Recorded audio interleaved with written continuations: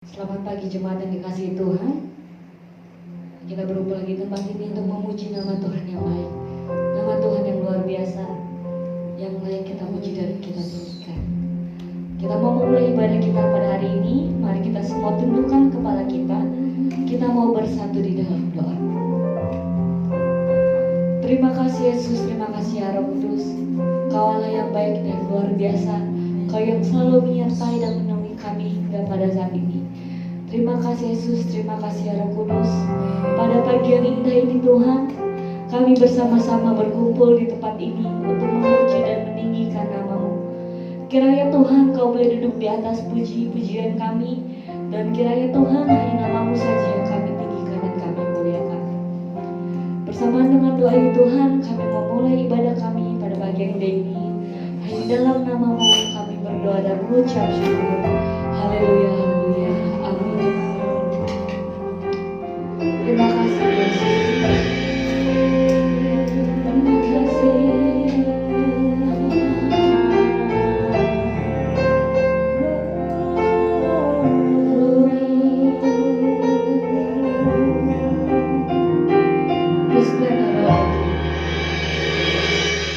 The splendor of a king, clothed in majesty, clothed in majesty. All the earth rejoice, all the earth rejoice.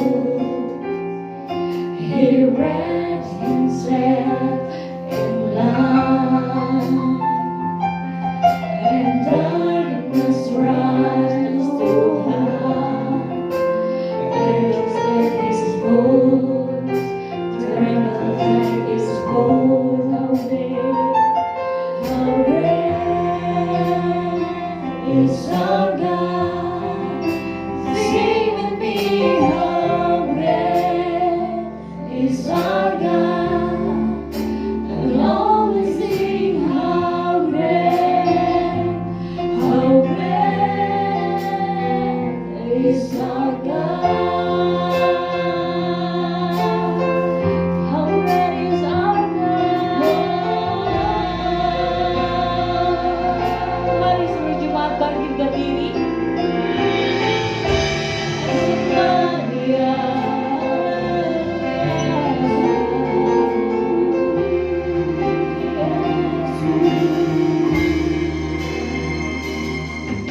The splendor of the King, clothed in majesty, let all the earth rejoice, all the earth rejoice.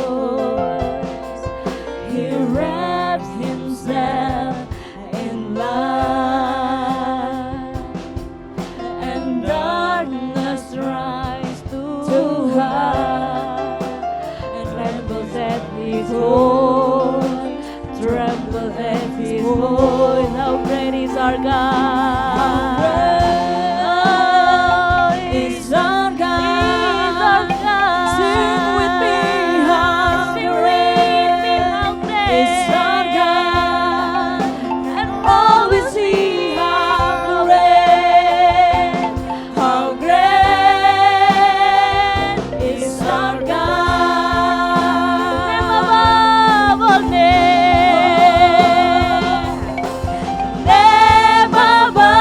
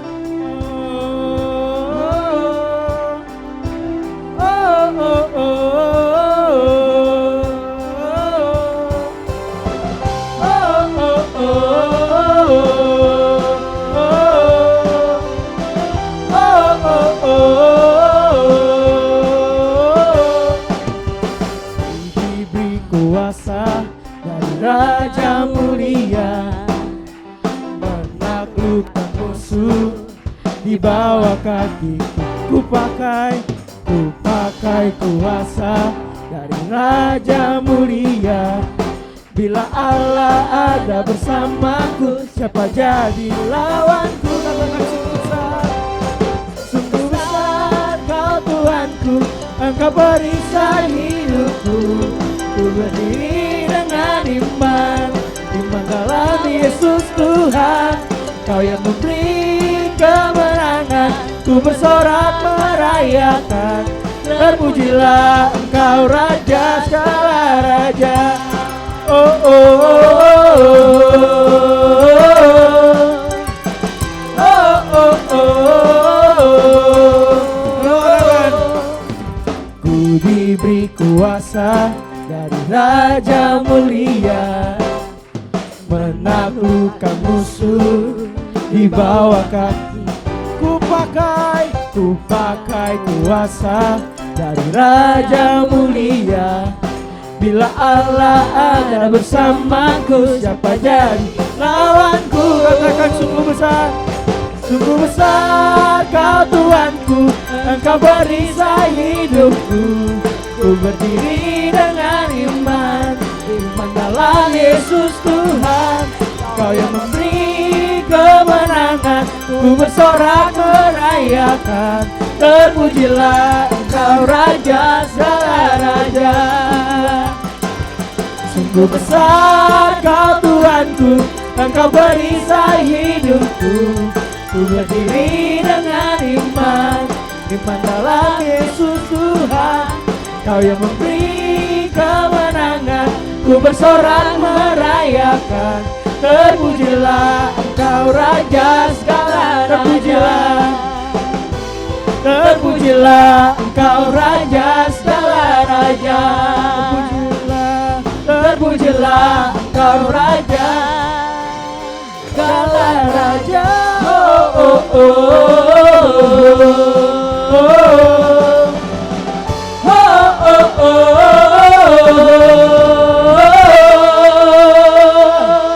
Tetap rindu memuji nama Tuhan, amin. Haleluya. Sebab Dia adalah Allah yang baik di dalam kehidupan kita, dan kita tetap rindu untuk memuliakan nama Tuhan. Semuanya bertepuk tangan bagi Tuhan Allah kita. Amin. Haleluya.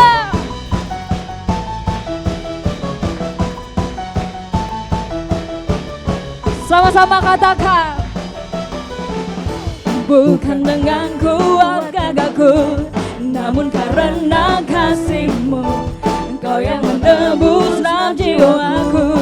Lewati badai tak ku ragu, lewati badai tak ku ragu, karena Kau tinggal dalamku. Dengan iman-Mu ku berseru. Sama-sama katakan. Kaulah Raja, Allah perkasa, surga bumi pun menyembah. Sebab firman-Mu terangi jalanku. Kaulah Tuhan Allah, Kaulah Raja, Allah perkasa, surga bumi pun menyembah. Sebab firman-Mu terangi jalanku. Kaulah Tuhan Allah yang perkasa. Haleluya, amin. Lagi katakan, bukan dengan kuat gagahku, bukan dengan kuat gagahku, namun karena kasih-Mu. Kau yang menebus dalam jiwaku. Lewati badai tak ku ragu, karena Kau tinggal dalamku. Dengan imanku ku berseru. Sama-sama katakan. Raja, Allah perkasa, surga bumi pun menyembah. Sebab firman-Mu terangi jalanku. Kaulah Tuhan Allah, Kaulah Raja, Allah perkasa, surga bumi pun menyembah. Sebab firman-Mu terangi jalanku. Kaulah Tuhan Allah yang perkasa. Semuanya bertepuk tangan bagi Tuhan Allah kita. Amin. Haleluya. Haleluya. Haleluya. Yesus Yesus kaulah Tuhan, Allah perkasa. Lagi katakan Yesus kaulah Tuhan, oh Allah berkasa. Yesus kaulah Tuhan, Allah berkasa. sebab Dia Yesus Tuhan Allah yang perkasa. Allah berkasa. Surga bumi pun menyembah, sebab firman-Mu terangi jalanku. Kaulah Tuhan Allah, Kaulah Raja, Allah perkasa. Surga bumi pun menyembah, sebab firman-Mu terangi jalanku. Kaulah Tuhan, Kaulah Tuhan Allah yang perkasa. Yesus kaulah Tuhan, hei Allah berkasa. Yesus kaulah Tuhan, Yesus kaulah Tuhan, haleluya. Allah berkasa. Yesus kaulah Tuhan, Yesus kaulah Tuhan, Allah berkasa. Yesus kaulah Tuhan, haleluya. Allah berkasa. Haleluya. Berikan kemuliaan bagi Tuhan Allah kita. Haleluya, haleluya, haleluya. Haleluya, haleluya. Terima kasih Tuhan Yesus. Terima kasih Bapa. Terima kasih Tuhan. Haleluya Yesus. Terima kasih ya Yesus. Kau adalah Allah yang baik di dalam kehidupan kami Tuhan. Kau teramat baik Tuhan dalam setiap perbuatan-Mu di dalam kehidupan kami Yesus. Kami tak dapat membalas kebaikan-Mu Tuhan. Terima kasih Tuhan. Glory, glory, glory Yesus. Terima kasih Yesus. Haleluya, haleluya. Terima kasih Yesus. Like a river attended my way. When sorrow like seas billows roll,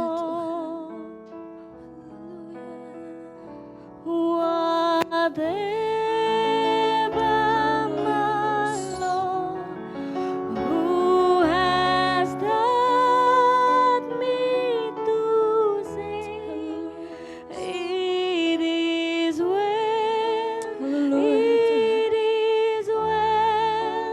Mari seluruh jemaat sama-sama katakan. My soul, It is well with my soul. with my soul. It is well. It is well with my soul.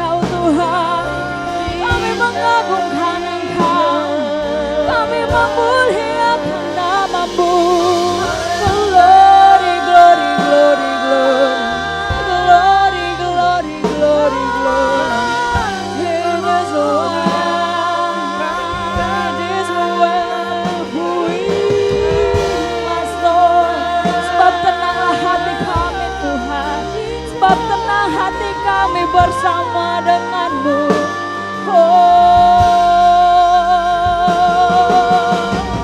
Kau layak dipuji, Kau layak disembah, Kau segala-galanya. Haleluya, haleluya, haleluya, haleluya, haleluya, haleluya. Seluruh jemaat sama-sama katakan, it is well with my soul, with my soul. It is well, it is well with my soul. Sekali lagi katakan, it is well.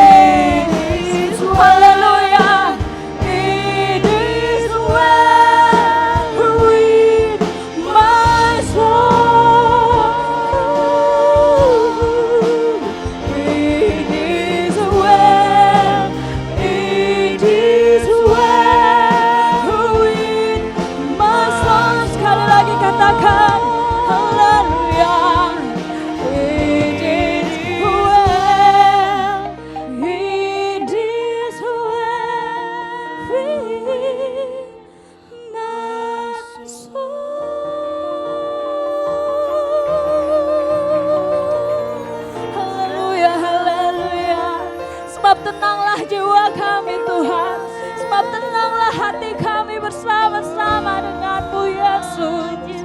Hanya bersama denganmu Tuhan, hatiku tenang, hatiku tenang, hatiku tenang Tuhan. Haleluya, glory, glory, glory Tuhan. Hanya padamu saja Bapa kami tahu dan kami percaya Bapa, hati kami boleh mendapatkan ketenangan Tuhan. Haleluya, haleluya Tuhan. Terima kasih Bapa, terima kasih Tuhan. Kalau sampai pada pagi hari yang indah ini Tuhan, kami masih boleh berdiri Bapa di tempat ini Bapa. Kami masih boleh memuji memuliakan nama-Mu Tuhan. Semua karena kebaikan dan kebesaran-Mu di dalam kehidupan kami Yesus. Tak putus-putusnya kami mengucap syukur, tak putus-putusnya kami berterima kasih Tuhan. Kaulah yang dahsyat dan luar biasa Tuhan. Kaulah yang dahsyat dan luar biasa Bapa. Kami telah menaikkan puji-pujian kami, pengagungan kami Bapa hanya bagi nama-Mu Tuhan. Dan saat ini Yesus kami akan mendengarkan kebenaran firman-Mu Tuhan. Kiranya firman-Mu Bapa boleh tertanam di dalam kehidupan kami Bapa. Kami boleh mempergunakan Bapa firman-Mu di dalam kehidupan keseharian kami Tuhan. Agar semakin hari kami boleh bertumbuh di dalam Engkau ya Yesus. Terpujilah bagi nama-Mu Tuhan. Hamba-Mu yang akan membawakan kebenaran firman-Mu Bapa. Engkau jamah dan Engkau urapi dia Bapa. Saat ini juga Tuhan kami akan memberikan korban persembahan kami. Kau memberkati persembahan kami agar layak di hadapan-Mu Tuhan. Berguna bagi kerajaan-Mu ya Yesus. Di dalam nama-Mu Tuhan kami telah berdoa dan mengucap syukur. Seluruh jemaat sama-sama katakan amin. Silakan duduk. Dan bagi yang bertugas boleh silakan maju ke depan.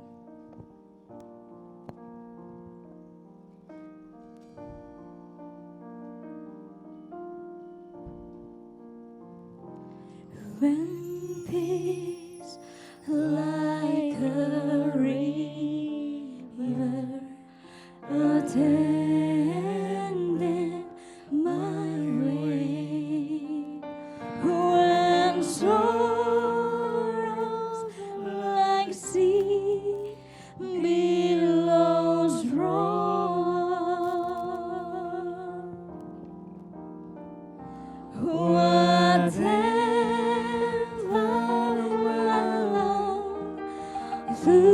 has taught me to say, it is well with my soul.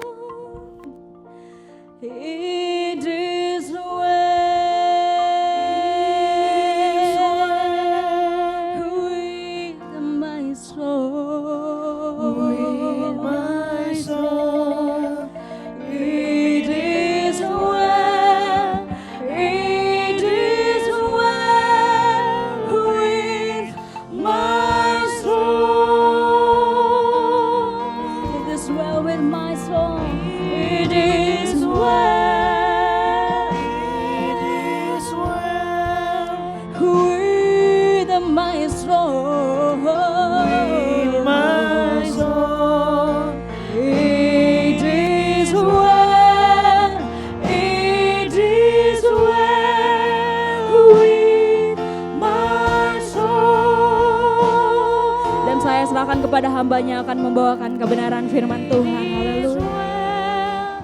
It is well with my soul.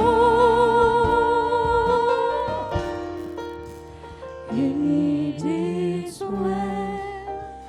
It is well with my soul.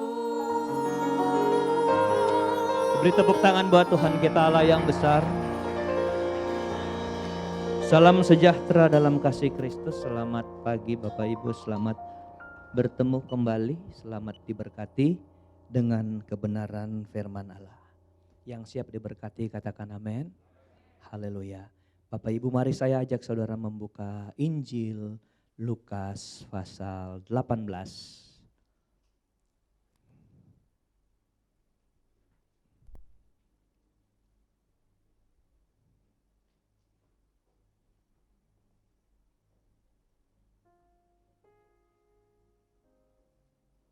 Sudah dapat katakan amin.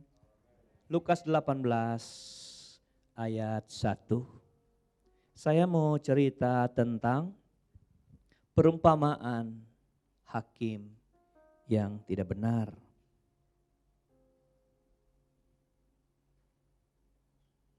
Baik. Lukas 18 ayat 1 mulai. Yesus mengatakan suatu perumpamaan kepada mereka untuk menegaskan bahwa mereka harus selalu berdoa dengan tidak jemu-jemu. Katanya, dalam sebuah kota ada seorang hakim yang tidak takut akan Allah dan tidak menghormati seorang pun. Dan di kota itu ada seorang janda yang selalu datang kepada hakim itu dan berkata, belalah aku terhadap lawanku.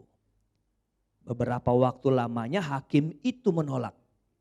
Tetapi kemudian ia berkata dalam hatinya, walaupun aku tidak takut akan Allah dan tidak menghormati seorang pun, namun karena janda ini menyusahkan aku, baiklah aku membenarkan dia. Supaya jangan terus saja ia datang dan akhirnya menyerang aku.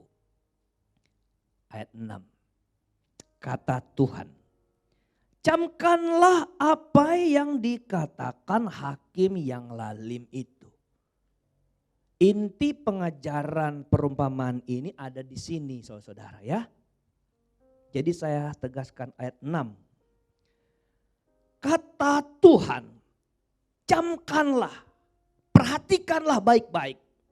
Apa yang dikatakan hakim yang lalim itu.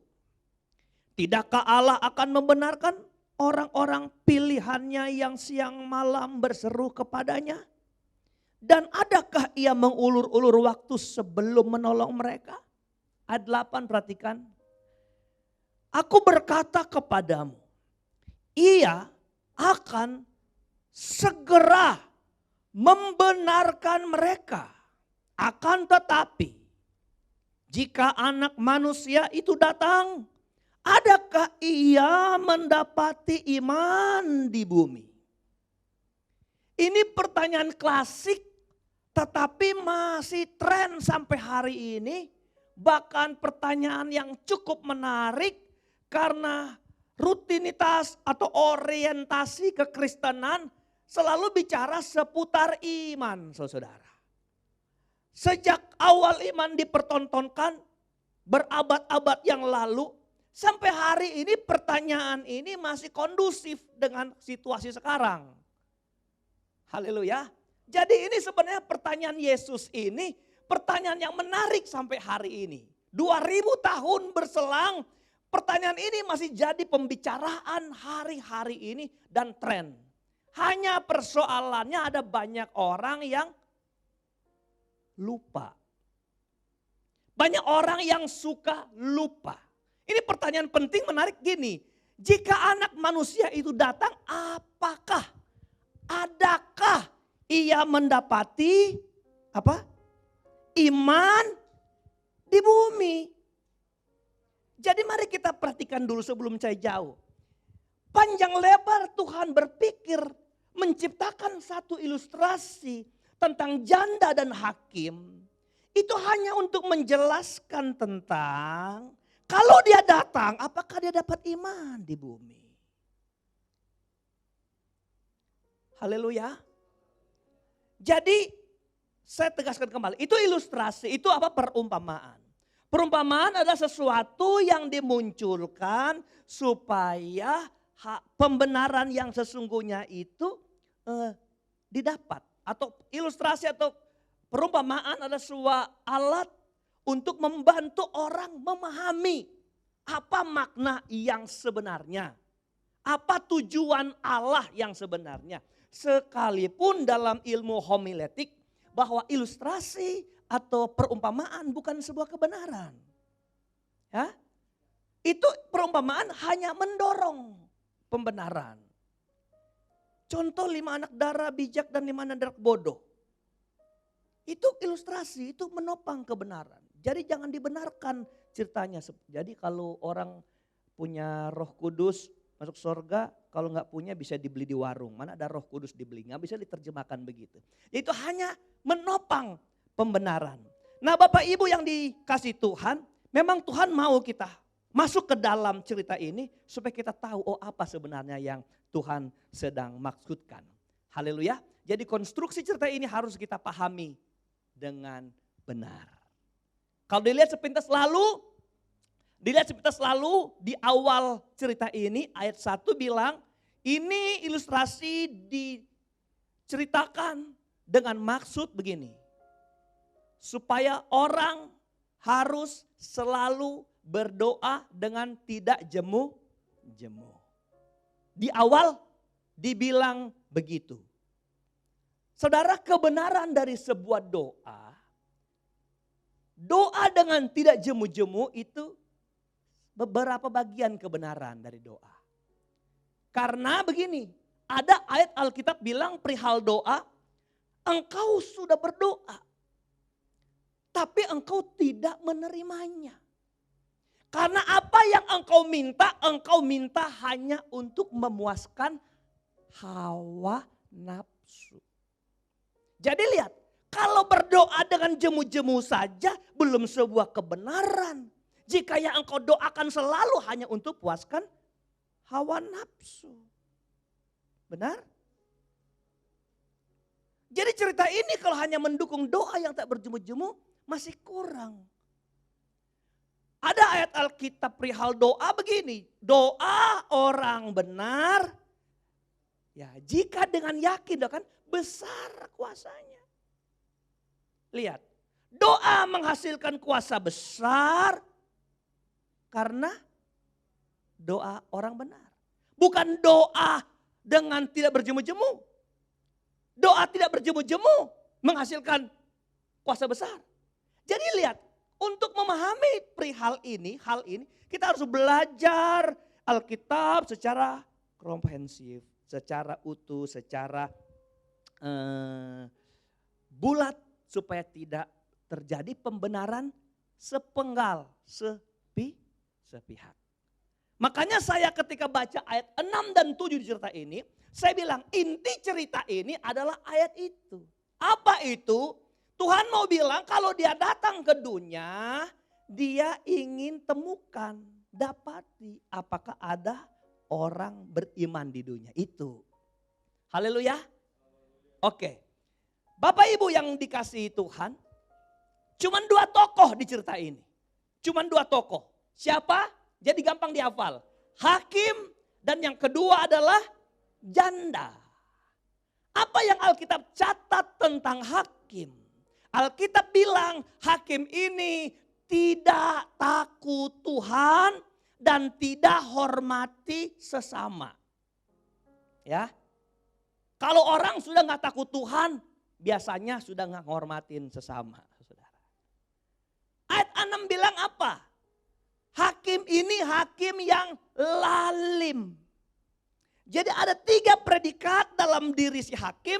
1, nggak takut Tuhan, nggak hormati manusia, dan lalim. Saya coba buka kamus bahasa Indonesia dan saya mencari kata lalim itu, saudara.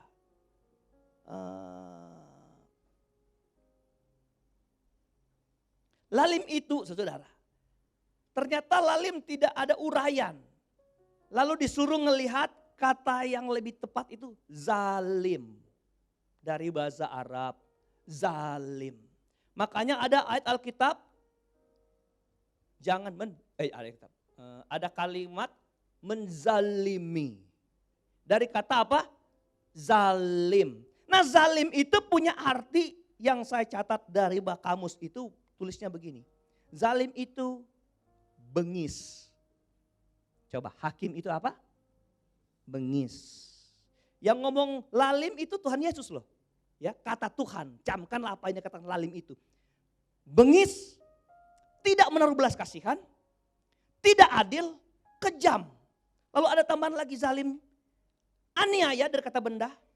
Jadi orang kalau melakukan penzaliman itu penganiayaan. Baru buas, kejam, dan sewenang-wenang. Wah, haleluya. Bapak Ibu ini berkati gitu. Berkati Tuhan. Itu hakim yang Tuhan gambarkan di ilustrasi ini. Mari kita pindah tokoh berikut. Siapa? Jande. Siapa? Jande. Jande mude. Janda di sini khusus untuk menunjukkan biasa janda kehilangan suami.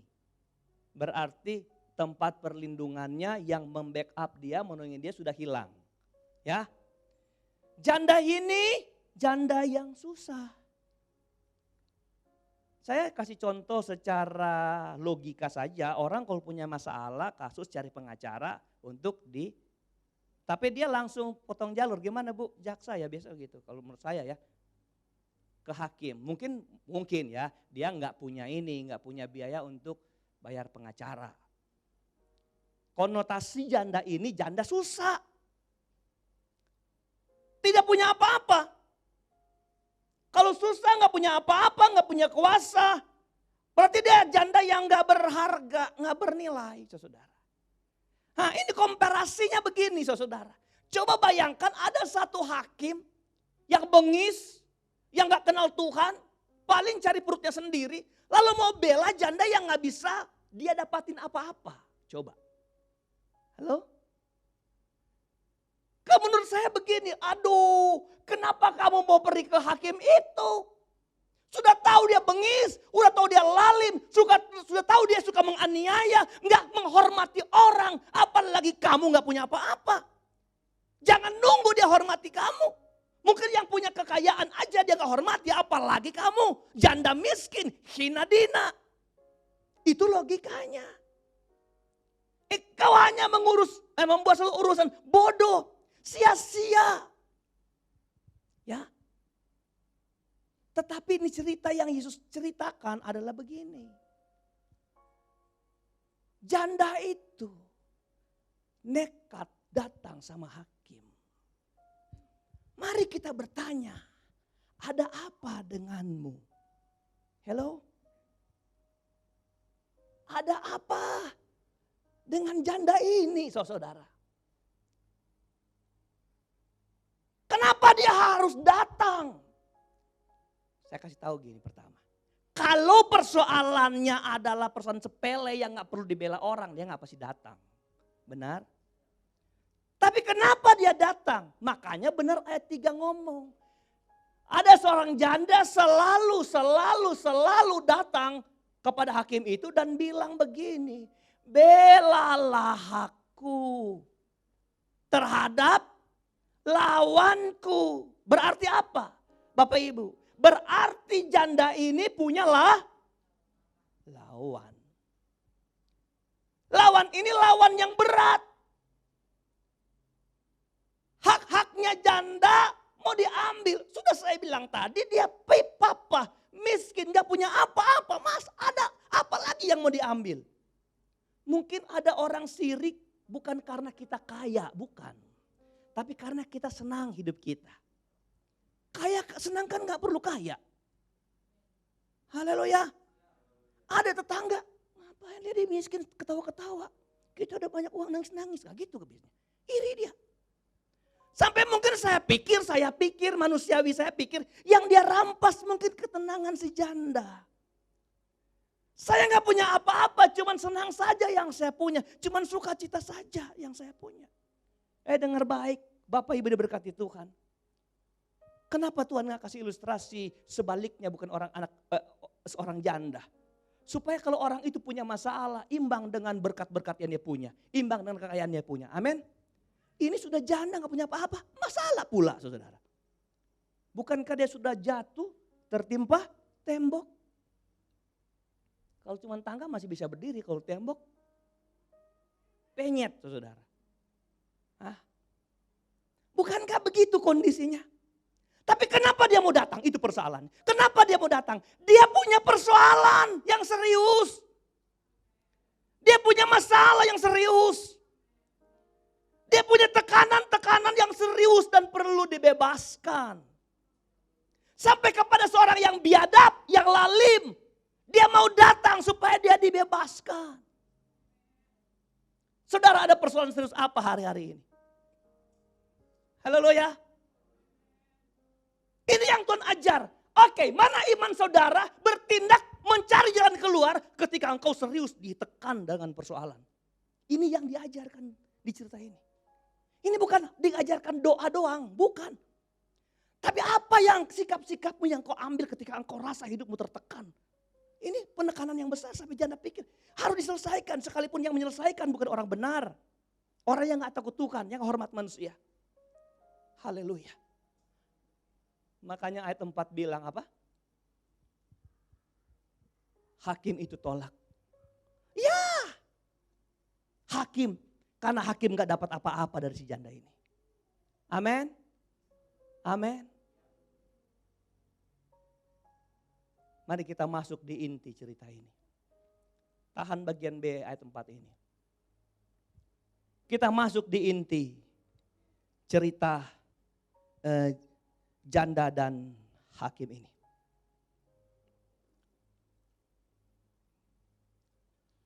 Pesan apa yang Tuhan ingin titip buat kita pembaca firman?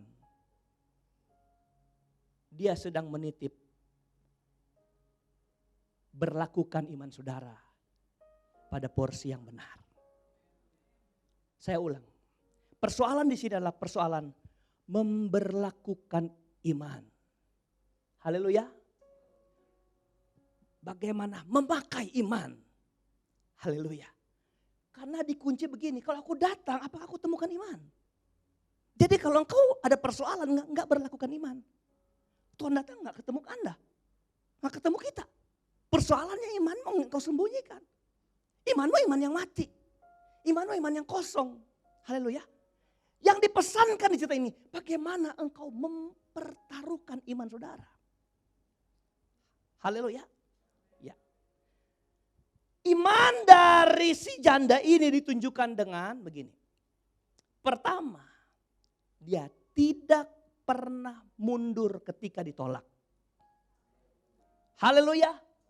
Iman nggak pernah mundur ketika ada tantangan. Katakan amin. Iman adalah ketika ditantang dan persoalan tantangannya berat. Itu bukan berarti langkah mundur bagi seorang beriman. Amin.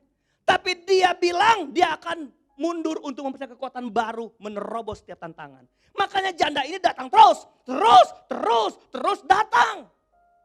Haleluya. Anda lihat Alkitab bilang. Orang kaya, hakim ini kemudian membenarkan dia. Maaf, bukan karena janda ini benar atau salah. No. Bukan janda ini itu memang wajib dibela karena dia miskin. Bukan. Tapi pembenaran yang diberikan hakim lalim ini hanya untuk membebaskan dia. Egonya terlepas dari tekanan si janda. Jadi objeknya salah. Haleluya. Sumber membenarkan orang salah hanya karena supaya dia aman. Bagaimana enggak terganggu saudara? Pagi, siang, sore, malam datang terus. Hakim mau keluar rumah dia sudah di depan pintu. Belalah aku hakim, belalah aku. Hakim jalan ke mobil dia belalah. Masuk kantor, keluar kantor dia tunggu belalah. Terganggu dia, makan jadi gak enak. Hello? Terganggu dia. Sampai akhirnya si hakim ini membenarkan janda ini. Baiklah aku benarkan dia. Karena dia sudah mengganggu pak kita. Gitu kan. Hei. Apa yang kita pelajari di sini? Iman itu. Iman yang membabi buta untuk sebuah pembelaan Tuhan. Amin. Haleluya. Ya maju. Tuhan belum berhasil. Maju lagi. Itu iman. Iman bukan begini, saya percaya saya sukses. Saya percaya saya berhasil. Saya percaya saya kalau pergi ke hutan ambil madu, saya bawa ke kampung, saya taruh di botol, saya jual. Hasil jualan madu saya beliin ayam saya ternak, bertelur, telurnya jadi banyak. Dan saya banyak ayam, saya jual ayam, saya jadi kaya raya. Kebetulan dia memang dari hutan bawa madu. Habis itu dia sadar, dia tendang madunya. Tumpah, nggak sempat beli ayam apalagi bertelur. Halo? Iman tuh menerobos, iman tuh tidak putus asa. Iman tidak putus asa. Kedua gini, iman tuh nggak ngelihat siapa diri kita. Nggak persoalan saya miskin, saya kaya, saya pintar, saya bodoh. Iman nggak butuh itu. Iman butuh tindakan berlangkah maju melihat karya Allah besar buat hidup kita beriman. Mari kita runtut balik. Ya, siapa kita kasihan? Siapa saya? Miskin, janda, tidak punya apa-apa. Mau ketemu dia, baru lihat dasinya besar seperti perahu. Siapa saya? Sudahlah, mundurlah, biarlah Tuhan yang bela. Iman bukan begitu. Hello? Iman gak peduli saya sanggup gak sanggup. Kalau ada jalan, maaf, di kota itu cuma dia. Sorry ya, di kota nggak ada hakim lain, nggak ada, nggak ada. Dia nggak ada pilihan untuk pilih hakim yang lain, nggak ada. Hanya dia, karena hanya itu jalannya, dia tetap maju, nggak lihat siapa dia. Kedua, iman adalah berlangkah maju, nggak peduli apa jawabannya. Hello, nggak peduli apa jawabannya, ditolak, diterima, ditendang, nggak peduli jawabannya. Itu yang Tuhan mau ajarkan kepada kita. Karena gini saudara, hakim di sini tidak diilustrasikan sama seperti Tuhan. Benar? Makanya kita bilang, kalau engkau minta kepada Bapa, Bapa gak berlama-lama. Hakim itu menolak. Bukankah kita dicintai dan dikasihinya? Bukankah kita orang pilihannya, kata Alkitab tadi? Haleluya. Bukankah Tuhan mengenal kita? Enggak seperti hakim ini. Hakim itu membenarkan kita bukan karena kita benar atau salah. Karena dia mau bebas. Tapi kalau Tuhan ngejawab kita, dia menjawab dari hati nuraninya. Dari kasihnya, dari cintanya kepada kita dia jawab. Halo? Amin. Jadi Tuhan nih gini ya. Sedangkan lalim itu aja janda mau datang. Ditendang, ditolak. Masa kita nggak mau datang sama dia yang kalau datang segera, kata Alkitab tadi. Segera menolong, segera menolong. Alkitab bilang, masa kan ada seorang bapak kalau anaknya minta ikan, bapaknya kasih ular? Masa ada seorang anak minta roti kepada bapaknya, lalu bapaknya kasih batu? Masa kan ada? Dia bilang begini, sedangkan bapak di dunia berbuat begitu, apalagi bapak di surga. Sejajatnya Bapak nggak ada yang anak minta roti dikasih batu. Apalagi Bapak di surga. Ini yang diajarkan cerita ini. Masa kepada Allah yang baik engkau nggak berani datang? Masa kepada Allah yang baik ketika engkau doamu nggak jawab hari ini engkau langsung ngambek. Apa ya jadi orang Kristen? Susah jadi orang Kristen. Iman tuh nggak peduli dijawab atau nggak dijawab. Ini sebentar saya kunci. Apa itu arti iman? Iman gak peduli dijawab atau gak dijawab. Aduh saya tetap datang sama Tuhan. Itu iman. Halo? Ini yang diajarkan firman kepada kita. Maka saya pikir tekanan apapun di hidup saudara. Di hidup saudara. Engkau datang kepada hakim yang benar. Semua pasti beres. Haleluya. Semua pasti beres. Tidak ada yang tidak mungkin. Ini bagian-bagian ujung dari cerita tentang persoalan bertubi-tubi hidup kita memang ada persoalan. Kita sedang cari, menemukan solusi-solusi terakhir. Minggu lalu dengar khotbahnya apa? Kalau engkau kecil hati, tawar hati apa? Kecil kekuatanmu. Yo besar hatimu. Yo ada persoalan tekanan hidup saudara. Jangan pernah mundur. Jangan pernah mundur. Maju terus. Ayatnya yang ke-6. Haleluya, haleluya. Jadi imannya gak pernah berubah. Imannya gak pernah takut sekalipun dia hakim lalem. Dia gak pernah putus asa sekalipun ditolak, tak dihargai. Tapi dia datang. Haleluya. Ayat 7. Tidak kalah akan membenarkan orang pilihannya yang siang malam berseru kepadanya. Dan adakah ia mengulur waktu sebelum menolong mereka? Adakah ia ulur waktu? Tidak.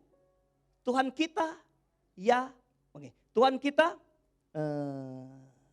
selalu menepati janjinya. Amin. Sekalipun ada banyak orang menganggap dia lalai, tapi dia gak pernah lalai menepati janjinya. Awan Dato bilang Tuhan kita itu kerjanya lambat. Kedua, lebih lambat. Ketiga, sangat terlambat. Loh, kapan cepatnya? Tapi dia kunci begini. Tapi dia tidak pernah terlambat. Artinya apa? Waktu kita datang belum dijawab hari ini. Dia tahu waktu yang terbaik. Yang ketika dia kasih jawabannya belum terlambat buat hidup kita. Tapi ada orang rasa terlambat. Mundur, tinggalin Tuhan. Balik belakang. Saya sudah sekali 2 kali datang, gak usah. Tuhan saya 30 tahun jadi orang Kristen. Tuhan saya 10 tahun jadi orang Pantekosta.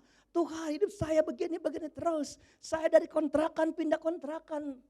Sampai kontrakan saya jadi banyak. Engkau rasa engkau gak pernah bertumbuh. Saya mau kasih tahu. Tuhan bersegera menolong. Tuhan bersegera memberkati. Hanya Tuhan bekerja menurut waktu Tuhan. Saya kembali ke hakim itu. Saya tanya, apakah hakim menolong janda itu karena janda itu memang perlu? Bukan? Tidak kan? Apakah, oh ya saya tolong, oh iya benar kamu dianiaya maka aku benarkan. Enggak, dia bilang benarlah kamu daripada aku sibuk, daripada aku susah. Jadi dia ngejawab menurut hati dia sendiri, ego sendiri. Mari kita kembali ke Tuhan. Jangan pernah memaksa hati Tuhan. Biar Tuhan menjawab doa kita menurut hati nurani Tuhan buat hidup kita. Amin. Haleluya.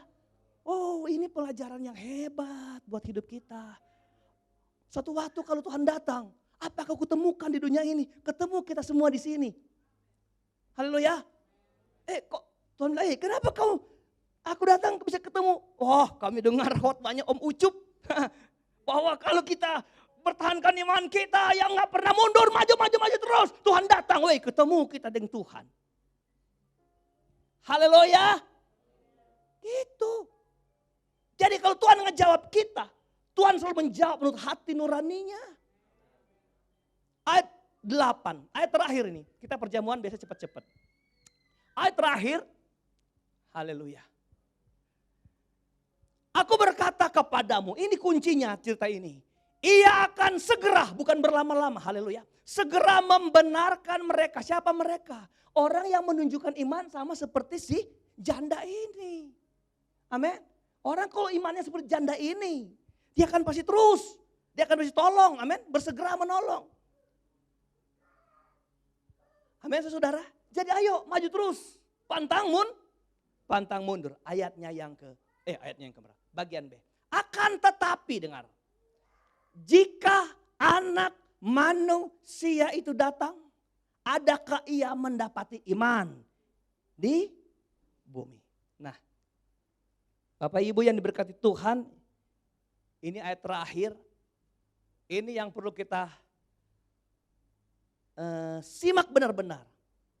Saya bilang tadi iman adalah persoalan yang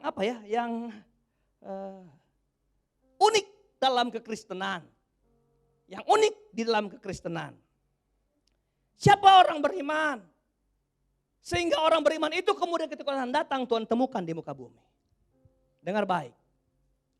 Beriman bukan berarti semua yang kita doakan kita terima jawabannya.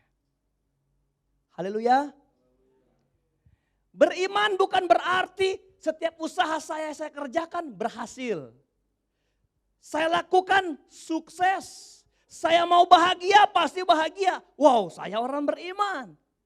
Iman itu identik dengan kalau apa yang saya minta saya dapat. Wow, itu iman, saudara. Jadi seakan-akan kalau itu yang kita kerjakan mulus, kita bilang, oh luar biasa. Sampai ada suatu waktu, kesalahan, kita sudah ngambil barang orang, lalu kemudian jadi milik kita bilang wow. Karena sudah jadi milik saya, berarti Tuhan kehendaki nih. Karena kalau Tuhan kehendaki, Tuhan tutup di tengah jalan, benar nggak saudara? Begitu saudara. Tuhan kehendaki. Kalau saya, gimana ya saudara? Mengerjakan sesuatu, buat sesuatu, tapi kemudian caranya salah harus memberikan orang lain. Tapi karena dia berhasil, wow Tuhan kehendaki. Dengar, iman itu bukan terletak pada ujung keberhasilan. Haleluya. Bukan kalau berdapat berarti saya orang beriman. Kenapa gereja kita, kenapa gereja kita sangat menolak sekali selamat tetap selamat? Coba. Kenapa gereja kita sekali selamat tetap selamat? Karena begini, kalau saya sudah diselamatkan, berarti saya pasti selamat sampai ke sorga. Ya. Jadi sekalipun saya di dunia berbuat dosa, enggak masalah karena saya sudah selamat.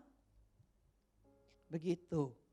Jadi saya biar pergi ke rumah pelacur, judi tiap hari, nyakitin orang, itu tidak mengganggu keselamatan yang Tuhan beri. Sehingga begini mereka berpikir, intinya adalah saya beriman. Kesalahan-kesalahan saya itu no problem. How? Pembenaran yang menyesatkan. Ada orang bilang begini, saya gak perlu bayar perpuluhan karena sekali saya gak bayar, usaha saya kok jalan terus. Saya tetap sehat. Dia mengukur bahwa kalau semua gak ada kendala itu berarti perbuatan imannya. Halo? Iman itu apa? Iman itu begini, biar gak dapat yang kita doakan, biar kita ditendang, biar kita ditolak, iman itu adalah berlari maju. Itu pesannya. Hei, sehingga kita gak bisa menuding orang, lu susah melulu, gak punya iman, jangan dulu. Hei, karena iman sekali lagi bukan diukur dari berapa hasil yang kamu dapat selama di dunia. Lalu itu engkau bilang pekerjaan imanku mendatangkan itu. Apa yang kuinjak dengan kakiku, aku dapat karena kau orang beriman. Kalau engkau terpeleset tidak beriman waktu menginjak. Hei, iman itu adalah begini. Biar saya nggak punya kapasitas, saya terus maju memperjuangkan pembenaran Tuhan. Biar saya ditolak, biar saya diusir, saya tetap mengerjakan bagian saya untuk menemukan pembenaran hidup saya. Itu iman. Artinya apa? Kerjakan kalau engkau beriman, begini. Kerjakan sesuatu yang kalau imani, saya kalau datang sama lalim itu biar dia lalim, saya pasti ditolong. Kerjakan itu. Amin. Tadi saya bilang, gak usah peduli dia lalim atau enggak.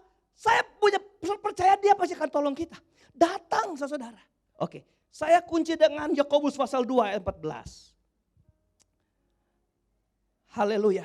Bapak Ibu, di sini mungkin ada orang yang akibat corona di PHK-kan. Ada yang kemarin cerita, Om, Muslim dia tadi pagi dia masuk. Dia belajar, setia dia, Kamis dia datang. Pertama istrinya, suaminya. Dia bilang, Om, saya mau belajar ya, mau mengembalikan milik Tuhan. Baru dia mau kasih, di PHK-kan dia. Saya tanya, udah dapat kerja? Belum Om, saya cuma bantu-bantu orang. Dia gak berhenti. Iman itu bukan karena engkau dapat pekerjaan lalu engkau beriman gak ada pekerjaan. Kerjakan bagian saudara. Yakobus pasal 2 ayat 14. Dengar baik-baik. Apakah gunanya saudara-saudaraku jika seorang mengatakan bahwa ia mempunyai iman? Apa gunanya kok hanya ngomong aku beriman? Begini. Padahal ia tidak mempunyai apa? Ya. Apa gunanya kalau cuma ngomong iman? Kalau engkau gak punya perbuatan. Dapatkah iman itu menyelamatkan dia? Wah, iman itu iman yang lumpuh. Menolong dia. Saya percaya saya akan pasti jadi pengusaha. Tinggal di tempat. Imanmu adalah iman yang lumpuh.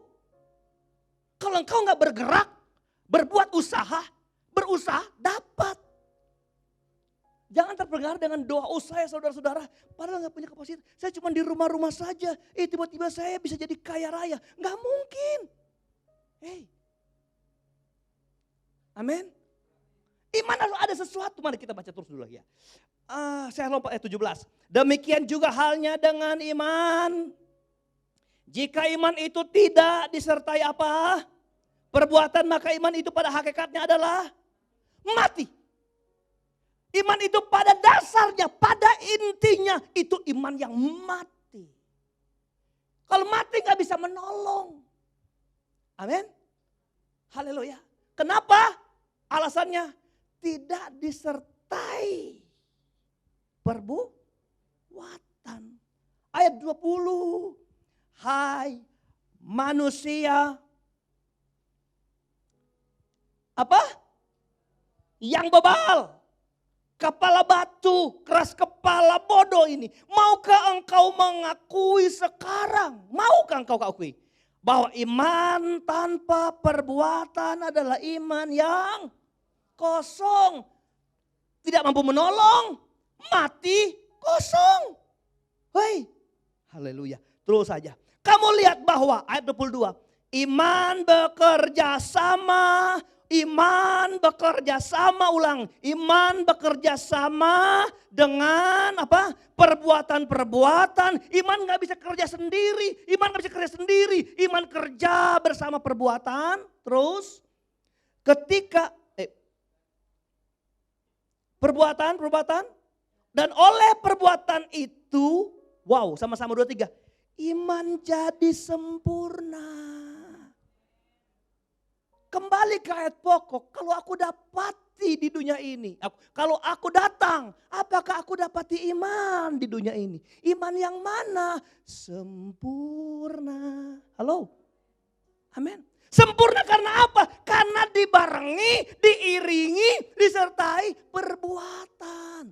Bukan iman doang, ucapan doang. Haleluya. Amin saudara, bukan ucapan doang. Ayat 24, jadi kamu lihat bahwa manusia dibenarkan karena perbuatan-perbuatannya dan bukan hanya karena iman. Haleluya. Paulus bilang, tunjukkan kepadaku imanmu, aku tunjukkan perbuatan-perbuatanku dari iman-imanku. Jadi kalau iman gak ada perbuatan, tak berdaya, mati, kosong. Haleluya. Amin saudara.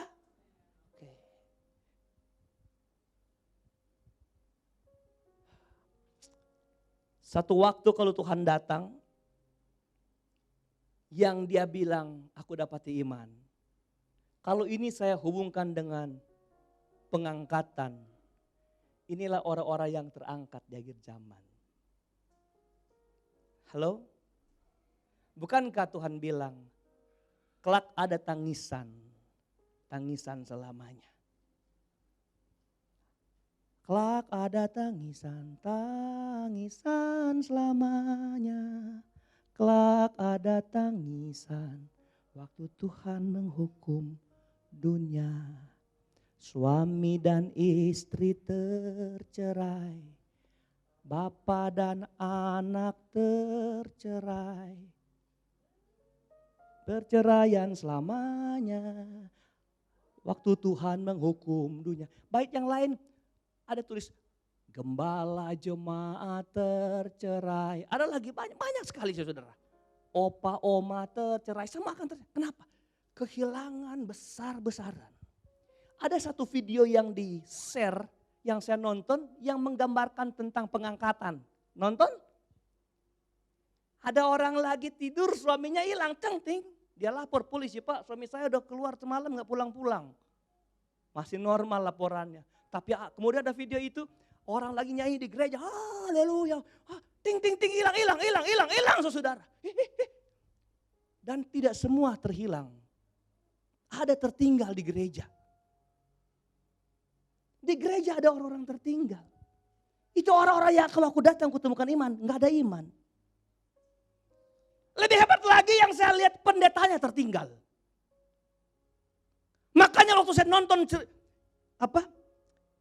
video itu, saya berdoa, Tuhan, saya nggak mau jadi pendeta kayak di video ini. Tertinggal. Makanya Alkitab bilang, tidak semua orang berseru-seru Tuhan masuk surga. Bukan semua orang yang menyembuhkan orang, membangkitkan orang mati, melakukan mujizat, usir setan. Haleluya. Di ayat-ayat ini ada bilang, kalau engkau hanya percaya, setan-setan pun percaya. Di Yakobus ini. Kalau engkau hanya percaya, setan-setan pun percaya. Amin. Makanya kita doa, orang sakit, kerasukan, harus sebut nama. Dalam nama Tuhan, Yesus Kristus. Karena setan percaya. Yesus itu maha kuasa. Biar kamu dalam nama Opo Minahasa. Nah, saya orang Minahasa, saudara. Opo Minahasa.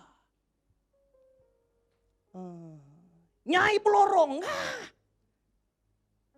Selama itu manusia, setan gak peduli. Sebut nama Tuhan karena setan percaya. Tapi kenapa saya dan setan berbeda? Kenapa manusia dan setan berbeda pada sama-sama percaya? Kalahnya di mana? Perbuatannya. Dia menyembah Yesus, engkau anak Allah yang hidup. Tapi dia menghina. Dia melawan. Jadi orang-orang yang hanya punya iman, percaya ke Tuhan, gak ada perbuatan, dia sama dengan. Makanya kalau Tuhan datang, Tuhan menemukan orang-orang beriman. Iman tuh gini, sederhana. Tuhan sudah kasih contoh, biarkanmu miskin gak usah peduli. Kamu papa gak berdaya, ini miskin bukan persoalan uang. Kamu gak ada kemampuan, kapasitas gak apa. Lawanmu besar, bengis, jahat. Sama seperti itulah engkau datang sama Tuhan. Gak usah lihat kapasitas. Dan gak usah tahu engkau dapat jawaban apa, itu orang beriman. Banyak orang melakukan firman Allah mikir-mikir. Aduh nanti rugi, nanti untung, nanti rugi. Kalau melakukan firman bukan untung rugi. Alkitab bilang apa? Cari dulu kerajaannya, kebenarannya. Lalu yang dicari bangsa-bangsa gak kenal Tuhan, Tuhan kasih sama kita. Ngekor. Haleluya. Mengekor sama kita. Itu rahasianya. Amin. Hari ini kita ada perjamuan kudus. Saya mau kasih tahu satu hal begini. Kenapa ada perjamuan kudus? Oh karena Yesus mati di Kalvari. Mari kita tanya kenapa Yesus mati di Kalvari? Karena dia cinta kita bukan? Ya, lalu terjadi taking kontrak dengan Bapa di surga, engkau datang ke dunia. Engkau harus mati di kayu salib, tebus manusia. Ada satu kata yang perlu kita taruh, sematkan di dalam pribadi Yesus. Dalam hubungannya dengan keselamatan, dengan mati di kayu salib adalah begini. Dia rela mati. Catat ini, rela. Rela. Banyak orang tahu itu betul tapi gak rela lakukan. Yesus rela. Dia memperjuangkan relanya di Getsemani. Bapa kalau boleh cawan ini lalu daripadaku. Seperti gak rela sakit. Gak rela menderita. Gak rela dimahkotai. Gak rela dicambuk. Aduh Tuhan lalukan. Tapi biar kehendakmu yang jadi. Kalau dia gak rela, gak ada cerita selamat di dunia ini. Sekarang kita jadi orang yang diselamatkan Tuhan. Mari kita sematkan rela ini kehidupan kita. Engkau beriman, engkau rela lakukan firman gak? Engkau rela hanya takut rugi untung, kurang dan Tuhan rela hilang nyawanya. Engkau gak perlu rela hilang nyawa, gak perlu. Hanya untuk rela. Padahal Alkitab janji kalau engkau melakukan kebenaran firman Tuhan. Engkau tidak akan dibuat miskin sama Tuhan. Engkau akan senantiasa diberkati Tuhan. Itu iman. Itu iman. Itu iman. Tutup mata dengan apa tentang hidup saudara. Tutup mata dengan apa yang engkau akan terima jawabannya. Tapi engkau melangkah maju lakukan kebenaran firman Tuhan. Itu iman. Makanya kita yang sudah sedia beribadah aja.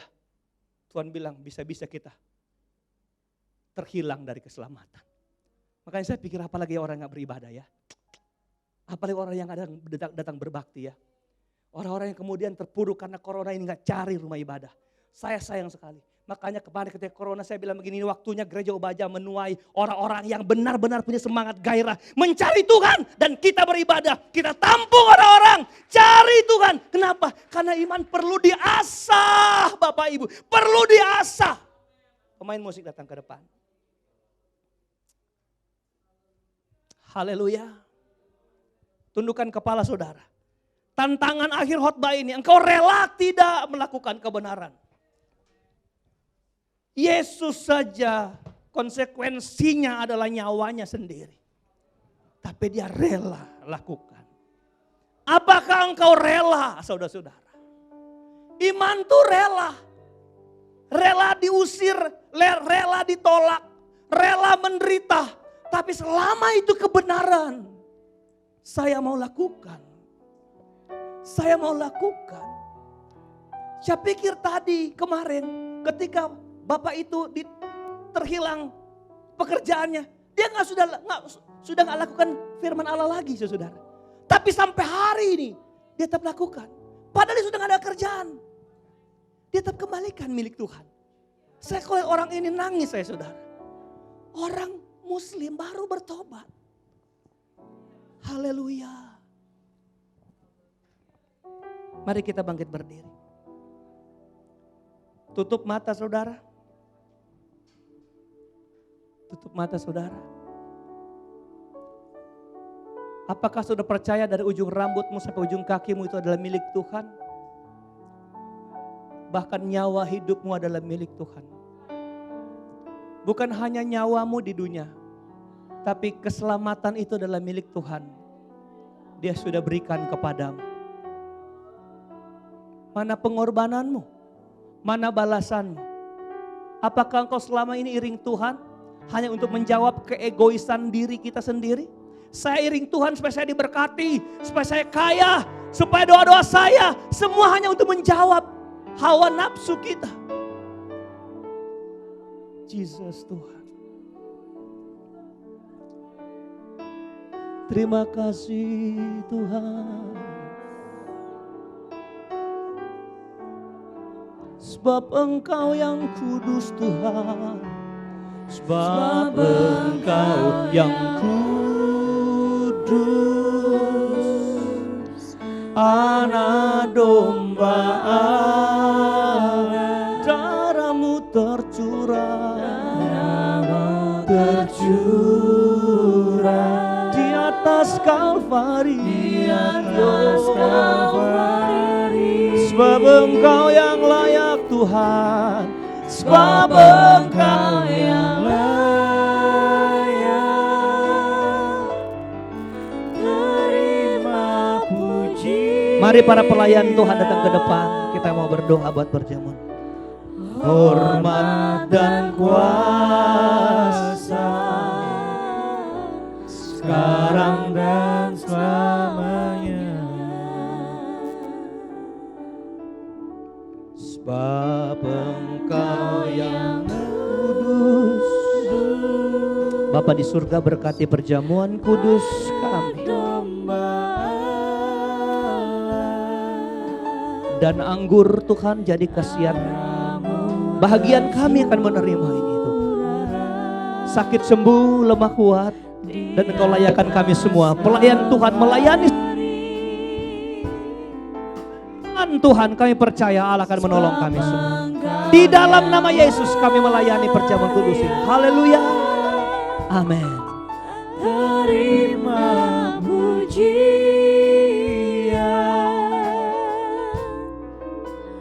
hormat dan kuasa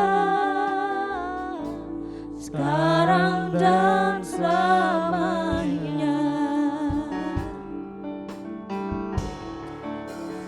Engkau yang Kita nyanyi begini dengan sungguh-sungguh. Anak domba Allah,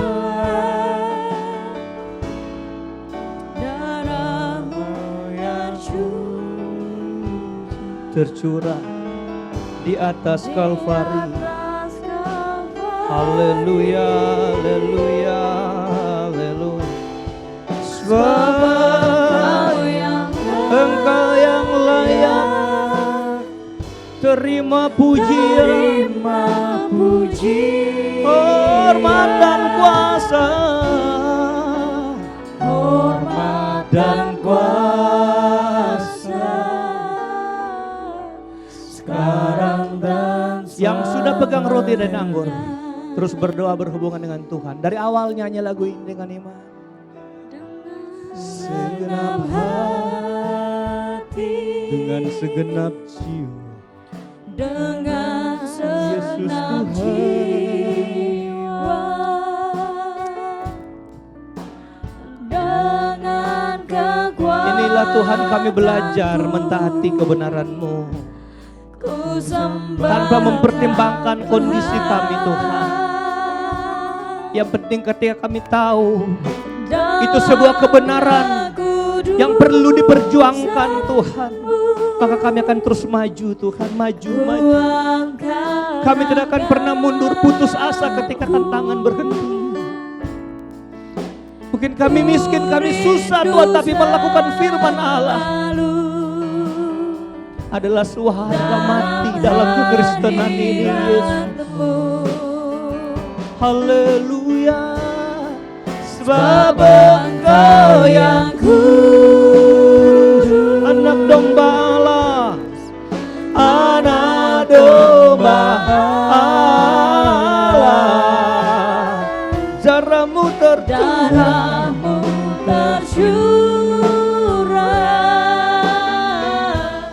di atas Kalvari. Sebab Engkau yang layak terima pujian,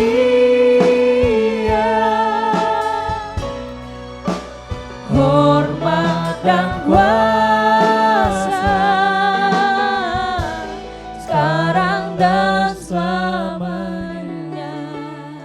Sebab Engkau yang kudus, sebab Engkau yang kudus. Bapak Ibu yang diberkati Tuhan, Yesus sudah mati buat hidup saya dan saudara, dan Dia melakukan ini dengan rela hati. Bukan karena kita baik, hebat, tapi justru kita bobrok hidup kita. Justru kita bejat, tidak ada yang baik, tapi Dia rela mau mati. Masa kita enggak rela melakukan sesuatu untuk Dia yang baik? Dia rela melakukan sesuatu buat kita yang tidak baik tadinya, berdosa. Ayo, senangkan Tuhan dengan melakukan firman. Engkau boleh berbilang beriman, tapi kalau engkau gak pernah melakukan, hormat dan kuasa, hormat dan kuasa, sekarang dan selamanya.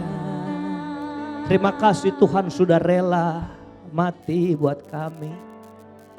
Kami belajar rela melakukan firman-Mu.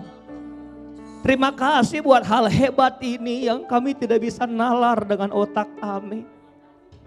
Tuhan mau-maunya mati buat kami yang berdosa, yang hina.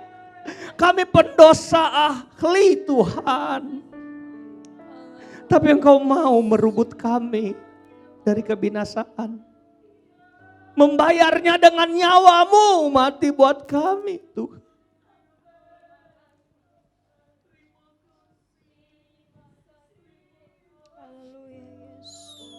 Haleluya Yesus. Pegang roti dengan tangan kanan. Berkatilah roti ini Tuhan. Disinilah bilur-bilur-Mu ada. Saat kami menerimanya, mujizat kesembuhan terjadi. Yang sakit sembuh Tuhan. Ada yang bimbang hidupnya diteguhkan. Dalam nama Yesus disinilah letak pemulihan. Pemulihan dibaharui, dibaharui, engkau hancur. Dagingmu tercabik-cabik demi kami, jadi baru Tuhan. Sebelum makan roti ini, dengar firman yang kuteruskan padamu, kuterima dari Tuhan, yaitu bahwa Tuhan Yesus pada malam waktu ia diserahkan, ia mengambil roti, sesudah itu ia mengucap syukur atasnya, ia memecah-mecahkannya dan berkata, inilah tubuhku yang diserahkan bagi kamu. Perbuatlah ini menjadi peringatan akan aku. Mari kita makan dengan iman di dalam nama Tuhan Yesus Kristus. Haleluya.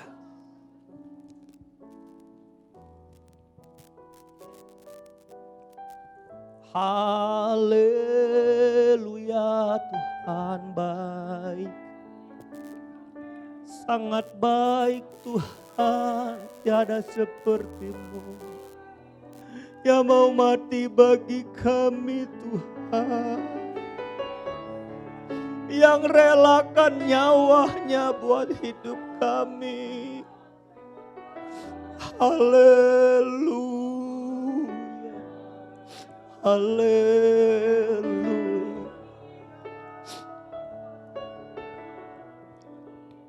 Siapkan cawan anggurmu.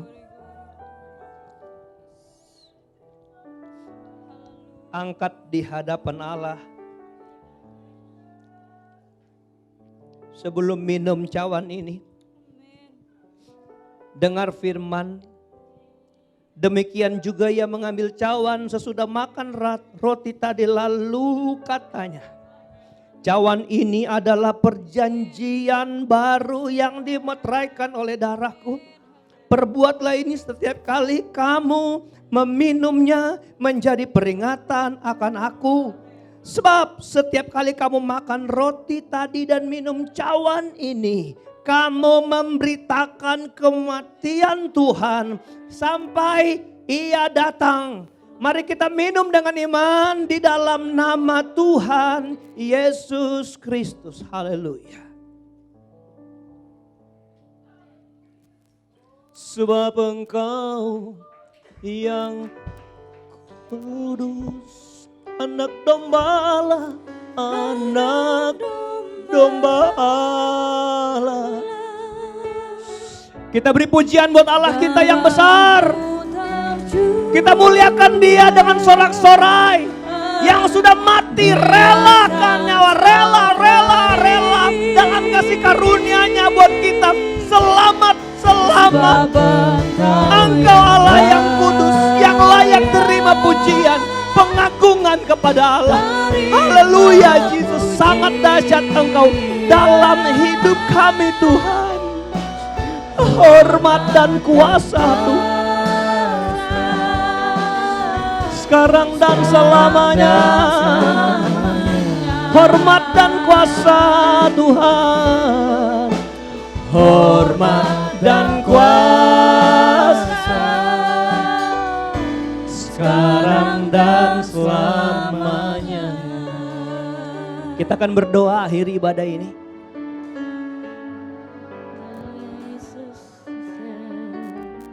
Kita siap pulang bawa berkat Tuhan. Kita bilang terima kasih buat Tuhan yang besar. Karena kami akan melangkah sebagai orang pemenang. Adakah satu dua orang yang mau didoakan datang ke depan? Atau yang mau milik Tuhan yang mau didoakan, minta doakan, datang ke depan dengan iman. Lalu kita nyanyi sekali lagi lagu ini dengan setengah suara. Dari awal. Segenap hati, dengan segenap jiwa, dengan kekuatanku, ku sembahkan Tuhan. Dalam kekudusan-Mu, ku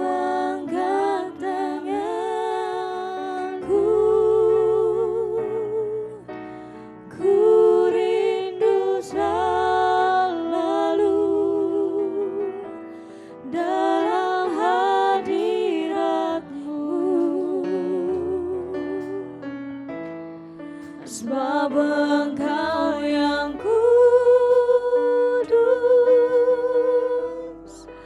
Anak Domba Allah, darah-Mu tercurah di atas Kalvari, sebab Engkau yang layak terima pujian,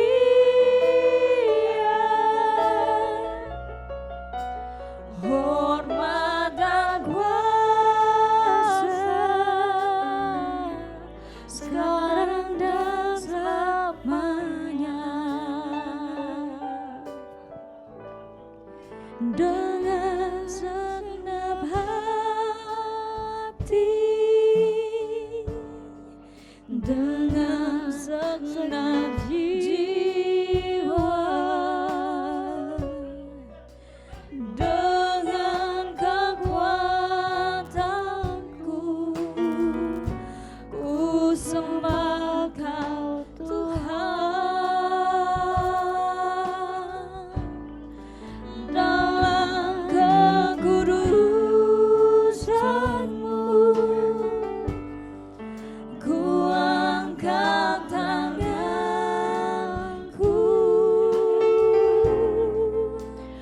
ku rindu selalu dalam hadirat-Mu,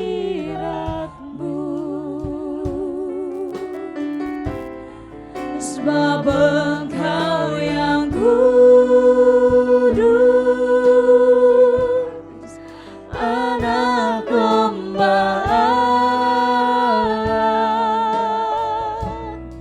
Haleluya. darah-Mu tercurah. Terima kasih buat berkat Tuhan hari ini dan lawatan-Mu yang indah buat kami semua. Terima kasih buat janji-janji firman-Mu, ya dan amin. Kami percaya Engkau adalah Allah yang tidak pernah terlambat. Kami percaya dalam segala situasi. Kami mengimani bahwa Engkau adalah Allah yang tepat pada waktunya menolong kami. Persoalan terpenting hari ini adalah kami belajar mempraktekkan iman yang sebenarnya kepada Tuhan. Pengharapan-pengharapan kami harus disertai dengan perbuatan-perbuatan yang benar sesuai dengan pengharapan kami. Dan Engkau sudah menaruh itu di setiap hati jemaat-jemaat Tuhan. Terima kasih Tuhan. Engkau sudah memberkati kami hari ini. Tidak ada yang pulang percuma, tidak ada yang pulang kosong. Setiap pribadi dijamah Tuhan, dari bayi yang ada di tempat ini sampai kami para manula diberkati Tuhan. Kami datang dengan iman, kami tidak pernah takut hal apapun. Kami menunjukkan bahwa orang beriman harus datang mencari Kristus Yesus Juru Selamat. Itu sebabnya kami beriman pulang membawa berkat-berkat ini yang luar biasa. Terpujilah Engkau Bapa, kekal sampai selama-lamanya. Tuhan lawat kami dengan cinta kasih-Mu. Hamba berdoa buat pelayan-pelayan Tuhan dari ibadah pertama dan kedua. Biar Engkau tolong kami semua dan Engkau lawat kami dengan kuasa-Mu dan anugerah-Mu. Terpujilah Engkau Bapa, kekal sampai selama-lamanya. Kami akhiri ibadah ini, serahkan langkah pulang jemaat Tuhan. Jauh dekat yang lagi berkendaraan, sama pertolongan Tuhan buat hidup kami. Dengan iman kami angkat tangan dan hati kami di hadapan Tuhan. Kami menerima berkat anugerah, damai sejahtera, kasih sayang, sukacita, penghiburan, kekuatan, serta urapan yang dari Allah Bapa, Anak dan Roh Kudus. Di dalam kasih karunia Tuhan Yesus Kristus terus menyertai kita sekalian yang tetap setia, tetap taat sampai hari Tuhan Yesus datang kembali. Maranatha, haleluya, haleluya, haleluya.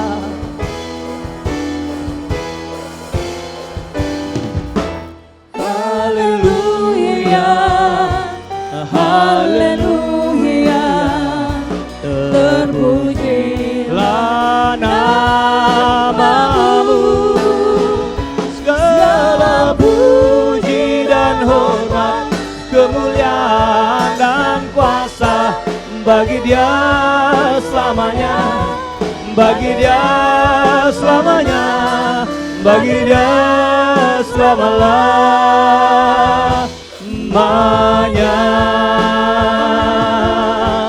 Amin.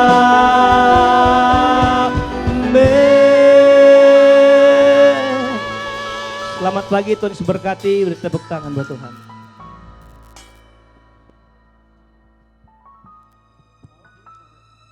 Pengumuman Kamis